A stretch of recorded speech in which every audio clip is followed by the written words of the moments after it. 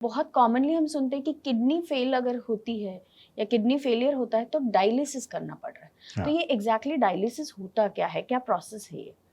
जब यूरेमिया एक कंडीशन होती है किडनी फेल्योर में, एंड स्टेज रीनल डिसीज में, यूरेमिया मतलब इसका मतलब है यूरिया का लेवल हद से ज़्यादा बढ़ना।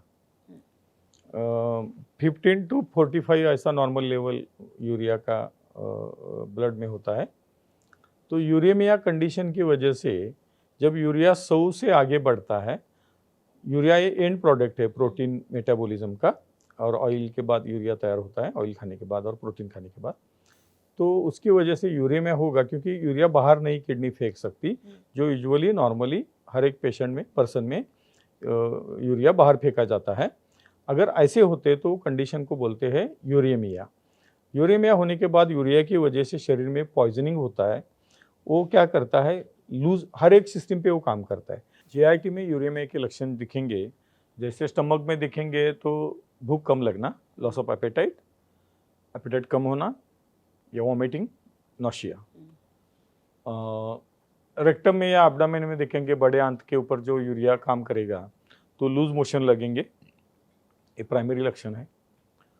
अगर वो यूरेमिया ट्रीट नहीं किया, यूरिया कम नहीं हुआ, तो सांस फूलना, क्योंकि चेस्ट में पानी हो जाता है, प्लूरल इफ्यूजन, पेट में पानी होगा, असाइटिस, ज़्यादा मात्रा पे यूरिया है तो। सीएनएस सिस्टम जो होती है उसके ऊपर क्या काम करेगा, हेडेक पैदा हो जाएगा यूरेमिया की वजह से, पॉइजनिंग की वजह से। पेशेंट कोमा में भी जा सकता है या ज़्यादा नींद आ सकती है उसको, स्लीपीनेस ज़्यादा होगा और फिर कोमा में जाएगा, जान को खतरा भी हो सकता है। ये सिस्टमिक उसके लक्षण है। ये लक्षण रोकने के लिए इमीडिएटली जब यूरिया ज़्यादा होता है तब डायलिसिस करना पड़ता है। जनरली 100 के बाद यूरिया हो गया, 100 से बढ़ गया तो डायलिसिस करने के लिए सलाह दी जाती है। डायलिसिस या डायलाइज़र जो मशीन है, 2 प्रकार के हैं। जो डायलाइज़र है, एक्सटर्नली जो डायलिसिस करते हैं लोग उसके रक्त वाहिनियों को जोड़कर, तो खून का सर्कुलेशन जो किडनी से होकर यूरिया बाहर निकलता है, वो मशीन यूरिया बाहर निकलता है और एक्सेस पानी बाहर निकलता है, जो किडनी का दूसरा फंक्शन है। इसको डायलिसिस बोलते हैं। तो जनरली हफ्ते में 2 या 3 बार डायलिसिस करने की सलाह दी जाती है, ऐसी बात है।